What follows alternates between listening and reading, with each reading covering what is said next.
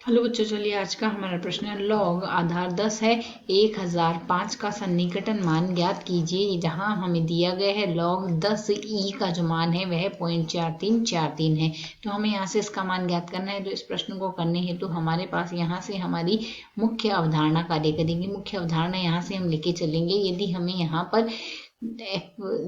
हमें यहाँ से F x plus delta x का मान ज्ञात करना है तो इसका मान हमारे पास बराबर लिखा जा सकता है F x plus F dash x, और गुणा में हम यहाँ से लिखेंगे डेल्टा एक्स। साथ ही यदि हमें यहाँ से एफ एक्स का मान लॉग आधार 10 एक्स दिया गया है तो इसका मान हमारे पास बराबर लिखा जा सकता है लॉग आधार ई एक्स गुणा में लॉग आधार 10 ई के बराबर होगा।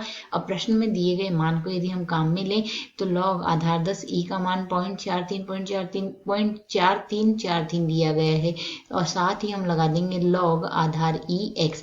यह मान हमारे पास आ गया लॉग आधार 10 एक्स का। इसे का यदि हम अवकलन कर रहे हैं, हमारे पास एफ एक्स है, तो यदि हम एफ डैश एक्स ज्ञात करें तो हम इसका अवकलन करेंगे। जब हम इसका अवकलन करेंगे 0.4343 तो नियत पद है, लॉग एक्स का अवकलन 1/x आएगा तो बट्टे में x आ गया। अब यदि हम प्रश्न के अनुसार देखें 1005 के लिए मान ज्ञात करना है तो यहाँ से x प्लस डेल्टा x बराबर तो है हमारे पास 1005। तो यदि हम यहाँ से देखें इसमें x हम मान लेते हैं 1000 को। यदि x 1000 है तो डेल्टा x बराबर हमारे पास 5 आ गया यहाँ से। तो यदि अब हमें मान ज्ञात करना हो तो सूत्र की सहायता से हम सरल करेंगे।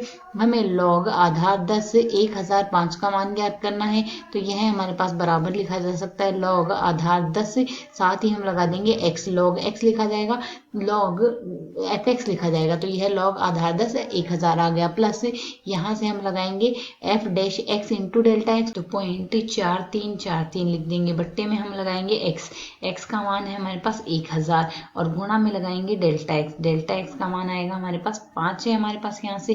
तो यदि अब हम इसे सरल कर ले तो यह हमारे पास लिखा जा सकता है लॉग आधार 10, और 1000 को लिख सकते हैं 10 की घात 3, प्लस यहाँ से यदि हम गुणा करते तो यह मान आएगा 2.1715। बट्टे में मान आ रहा है हमारे पास 1000।